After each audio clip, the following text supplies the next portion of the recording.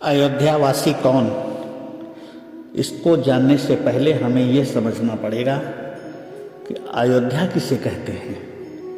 सामान्य अवस्था में आप समझें, जहाँ राघवेंद्र सरकार हमारे राम जी निवास करते हैं उसी स्थल को अयोध्या कहते हैं।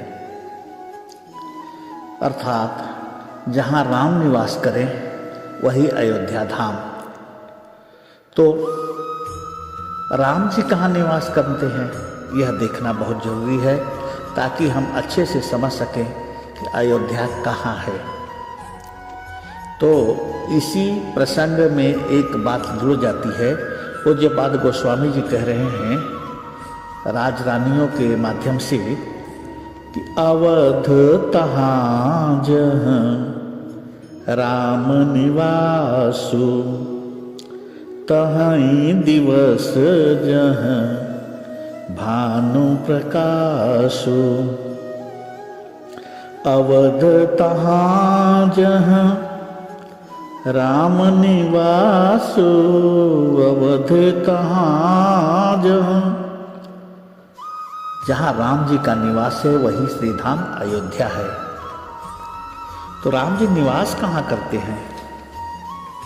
देखिए, एक बार की कथा आती है कि प्रभु श्री राम वनवास के लिए निकले तो यात्रा में प्रयागराज पहुँचे और प्रयागराज में पहुँच करके महर्षि भारद्वाज जी से पूछते हैं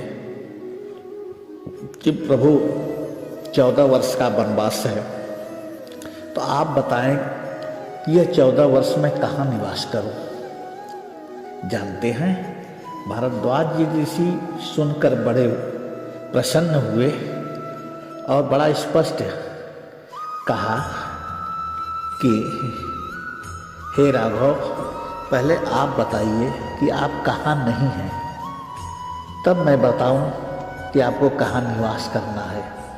अर्थात मेरे राघवेंद्र सरकार तो कण कण में व्याप्त हैं। साधक कहता है कण कण में झांकी भगवान की, हो है कण कण में झांकी मेरे राम की, किसी सोच वाले आँख ने पहचान ली हो। तो मेरा राघव तो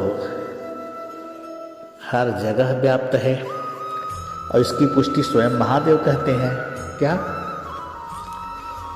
कि हर जगह हैं, बस खाली आपको प्रेम से बुलाना पड़ेगा। है हरि व्यापक सर्वत्र समाना, प्रेम ते प्रगट हुई मैं जाना।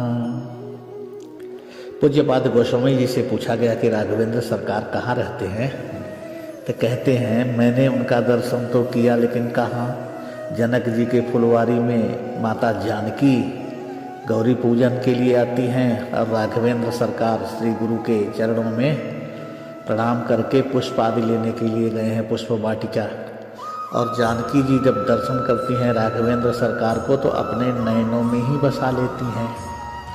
अर्थात माता जानकी के नयनों में राम जी का निवास।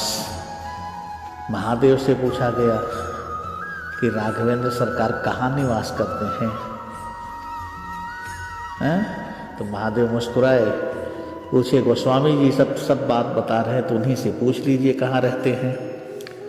क्योंकि महादेव की बात थी तो पूज्यपाद गोस्वामी जी ने बताया क्या?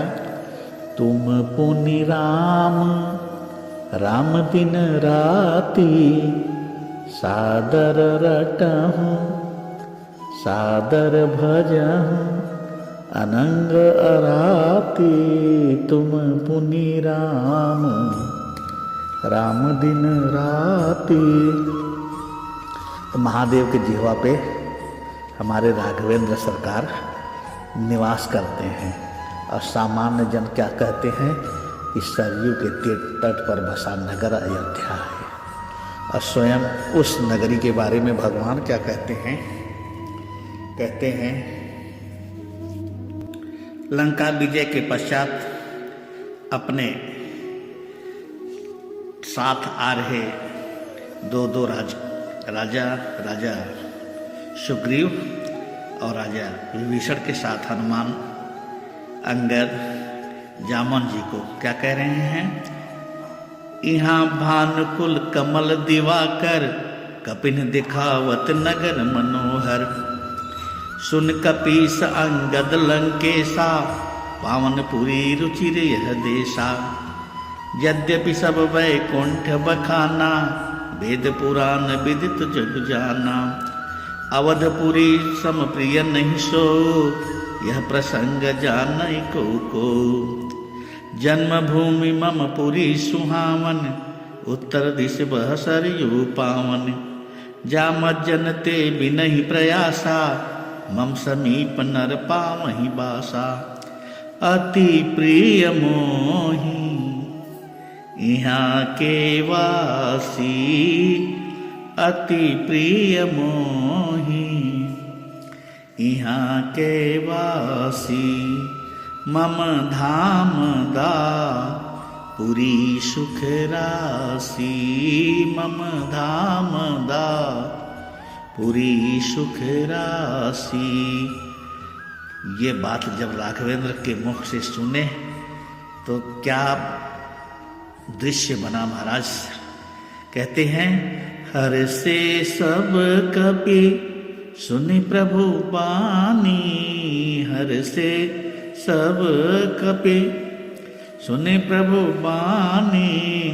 धन्य अवध जो राम बखानी। धन्य अवध जो राम बखानी। क्यों? क्योंकि अति प्रिय मोहि।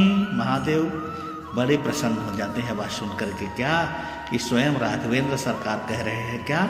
अति प्रिय मोहि यहाँ के वासी। मम धाम दा पुरी सुख राशि। इसलिए महादेव जो है स्वयं इस नगरी में श्री धाम अयोध्या में मां सरयू के तट पे निवास करते हैं नागेश्वर महादेव के रूप में। तो बोलिए अयोध्यानाथ की जय, कनक बिहारी सरकार की जय, हनुमानगढ़ी सरकार की जय, सरयू मैया की जय, अवध मिथिला धाम की जय। जय जय श्री सीताराम, जय जय श्री राधे श्याम। नमः पार्वती पतये, हर हर महादेव।